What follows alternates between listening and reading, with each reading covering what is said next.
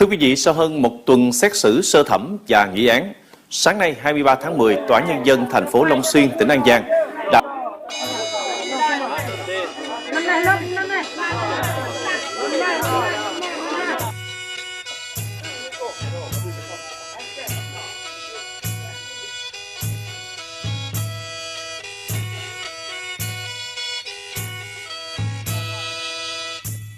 alo bữa cột nó đằng còi vàng, alo bữa chiêng nó đằng rạng soi.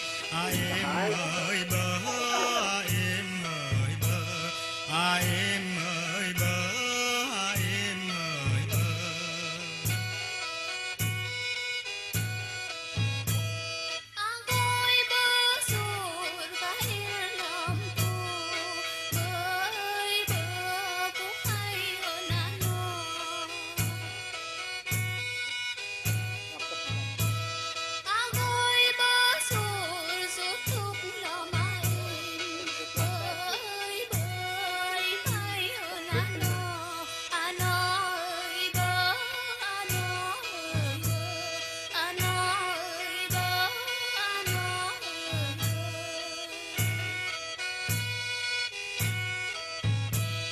Anh đơ nhang phật á lúa nhang phật phi lực, anh đơ nhang ngùng á lúa nhang phật chi này.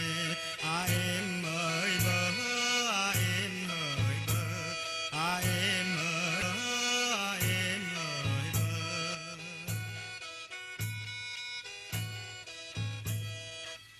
Anh ơi, ta hẹn nhau bên dòng suối, em đợi hoài mà sao chẳng thấy anh. Em tìm dưới gốc rừng bên hàng tre mà chẳng thấy anh đâu. Sao để mình em ngẩn ngơ dưới ánh trăng? Hay là anh đã quên lời hẹn ước? Đừng khóc nữa em. Làm sao anh nỡ quên em được? Anh vẫn biết mình nghèo tiền nghèo bạc nên cha mẹ không muốn mình gặp nhau. Nhưng em ơi, anh không thể thiếu em được. Không có em, như đêm vắng ánh trăng, như con cá thiếu nước, như cây khô trụi lạ. Em là ánh trăng để sáng mãi đời anh. Em là dòng suối mát, là màu xanh của cây để đời anh đẹp mãi bên em.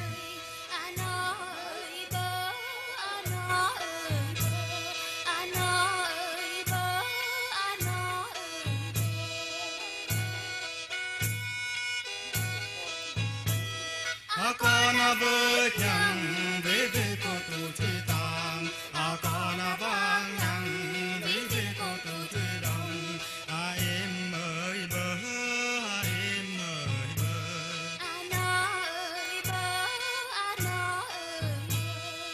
em ơi bơ, em ơi bơ, em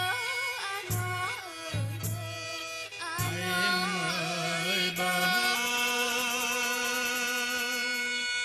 Hai